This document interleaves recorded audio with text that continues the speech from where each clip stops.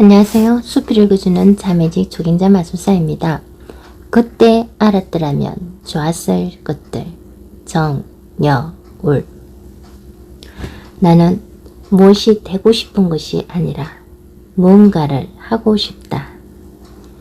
중고등학생들 앞에서 강연을 하고 난 후 가끔 사인을 해달라는 아이들의 수줍은 얼굴을 바라보며 나는 묻는다. 어색한 나머지 그 옛날 나를 난처하게 했던 어른들과 똑같은 질문을 해보려고 마는 것이다. 이 다음에 뭐가 되고 싶어요? 난 거저 따뜻한 떡담 한마디를 던지기 위해 건넨 가벼운 질문이지만 아이들은 과거의 나와 똑같은 두려움이 담긴 표정으로 자신의 꿈을 쭈뼛쭈뼛 말한다. 선생님이 되고 싶어요. 작가가 되고 싶어요. 만화가가 되고 싶어요. 그런데 가끔 내 마음을 아프게 하는 아이들이 있다. 바로 그 아이들이 사춘기 시절 나를 꼭 닮은 아이들이다. 아직 잘 모르겠어요. 뭐가 될지 모르겠어요. 하고 싶은 게 없어요. 나는 그제야 깨닫는다. 내가 잘못했구나. 이런 질문을 해서는 안 되는데 뭐가 되고 싶은지 넌 사실 중요한 것이 아닌데 무엇이 되고 싶냐는 식의 질문은 참 폭력적이다. 반드시 뭐가 되어야 한다는 전제를 깔아놓는 것이기에 지금부터 확실한 꿈을 갖지 않으면 마치 큰일이라도 나는 듯한 조바심이 서며있는 질문이기에 커서 무엇이 될지 모르겠다는 아이들은 사실 지극히 정상적이고 솔직한 아이들인데 처음 보는 내 앞에서 쭈뼛거리며 마치 죄라도 지은 것처럼 움츠러든다.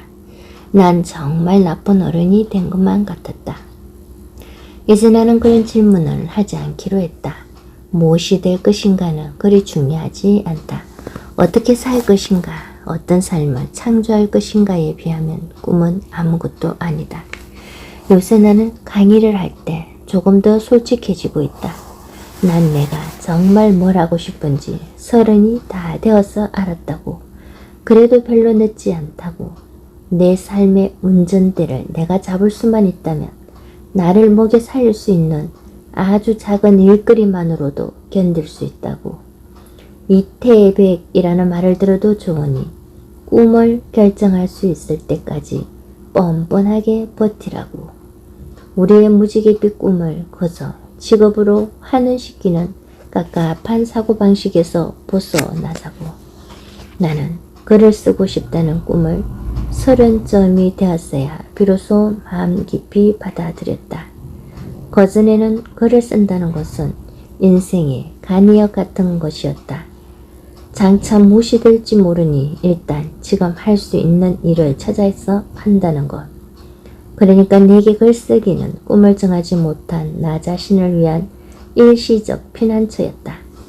결정적으로 나는 진짜 좋아하는 것은 생계로 삼아서는 안 된다는 기이한 결백정을 알고 있었다. 아주 건조하고 기능적인 일을 직업으로 삼고 진짜 내가 좋아하는 글쓰기는 몰래 숨어서 하고 싶었다. 아무 이유 없이 그저 문학이 좋고 글 쓰는 일도 정말 좋지만 그렇게 좋아하는 걸 생업으로 삼는 순간 마음대로 쓸 수 있는 자유는 제한될 것이라는 생각 때문이었다. 내가 사랑하는 글쓰기는 마지막 피난처로 남겨두고 싶었던 것이다. 문득 이 삶 바깥으로 도망치고 싶을 때 아무데로도 도망칠 수 없으면 어떡하지? 그런 공포가 정말 원하는 것을 업으로 삼고 싶은 욕망을 가로막았던 것이다. 그리고 그 예상은 어느 정도 맞았다. 나는 내가 좋아하는 단 한 가지의 글쓰기를 위해서 다른 모든 생계형 아르바이트를 용감하게 포기하지 못했고 진심으로 좋아하는 글쓰기에 집중할 수 있을 때까지 오랜 시간 방황해야 했다.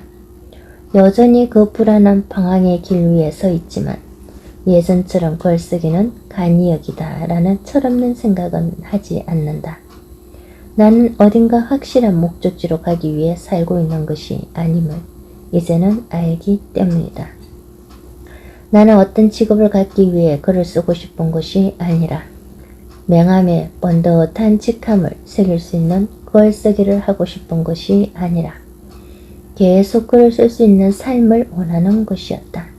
그저 계속 글을 쓸 수만 있다면 남들이 뭐라고 하든 삶이 얼마나 불안정하든 그 모든 것을 견딜 수 있다고 생각하기 시작한 것이다. 나의 꿈을 직업이 아닌 삶의 차원에서 생각하기 시작하자 문제는 의외로 쉽게 풀렸다. 나는 30쯤이 되었어야 명함 공포증에서 벗어났다. 처음 만날 때마다 명함을 요구하는 낯선 사람들의 인사법에 익숙해지지가 않았던 것이다. 직업이 아닌 삶 자체의 빛깔로 진로를 생각하기 시작하자 이제 더 이상 명함을 내놓으시오 라고 명령하는 듯한 상대방의 눈빛에 기죽지 않게 되었다. 나는 스스로를 다독였다. 당신의 소속은 어디십니까? 라고 묻는 사람들의 질문에 쪼이지 말자고. 내 삶은 오직 내 소속이니까 어디서 뭘 하든 졸업장으로 내 삶을 증명하는 삶을 살고 싶지 않다. 명함으로 내 삶을 전시하는 삶은 살고 싶지 않다. 나는 무엇을 해야만 멋진 사람이 아니라 아무것도 안 할 때 정말 멋진 사람이 되고 싶다.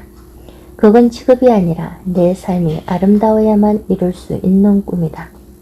내가 명함 공포증을 앓고 있는 동안 나의 막내 동생은 이력서 중독증을 앓고 있었다. 정말 하고 싶은 것이 무엇인지 알지 못하는 상태에서 단지 백수 상태가 두려워 자신도 모르게 하루에도 몇 장씩 신들린 듯 이력서를 쓰고 있는 자신을 발견했다는 것이다. 이력서를 하루에 한 장이라도 안 쓰면 온몸이 건질거렸다는 동생의 이야기를 들으며 가슴이 쓰렸다.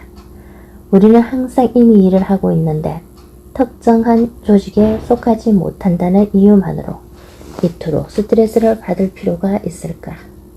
브로크백 마운틴과 새끼를 만든 이안 감독은 본격적인 감독 생활을 하기 전에 6년이나 백수 생활을 했다고 고백한 적이 있다.